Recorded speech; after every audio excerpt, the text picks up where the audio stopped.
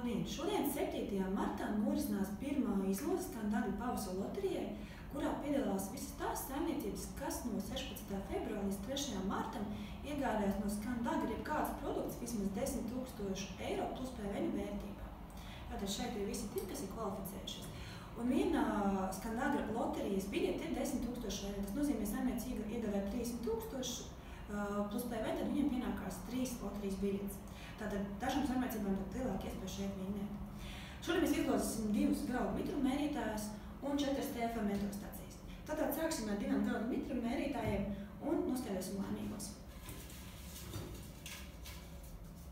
Tātad 2 izvilkās. Tā, pirmais tātad ir Jaunnieku mājas. Apsveicam!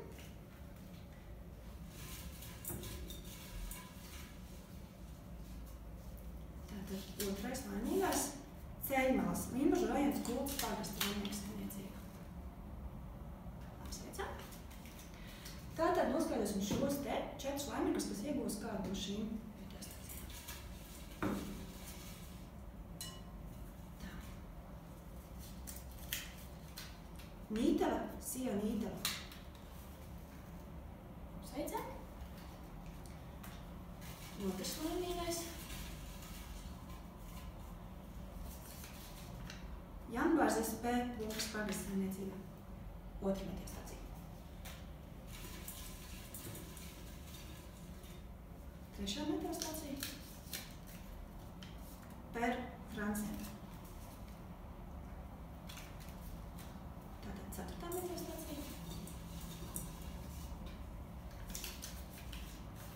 Krastiņi, Zelvas pagasta saimniecība. Tātad visi laimīgi izlozēti, apsveicam un uzvarētājiem sazināsimies personīgi, lai noskaidrotu, kā tad šīs te balvas saņem. Atgādinu, ka otrā loterija gaidām jau 28. martā, tā kā jums ir iespēja arī būt šajā te traukā un būt par vienu no laimīgajiem. Vienīgais, ka mums jāizdara, jānopērk 10 000 eiro vērtību un atgādinu, ka visi tie, kas sasniedz 10 000 eiro, piedalās gan šajā loterijā, gan nākamajā. Jo ātrāk jūs sasniegsiet šo līmeni, jo lielāks iespējas jums vinnēt. Jo loterijas notiks ik pēc 3 nedēļām. Tātad loterijas būs 7. martā, 28., 19. aprīlī, 10. maijā un 1. jūnijā. Paldies!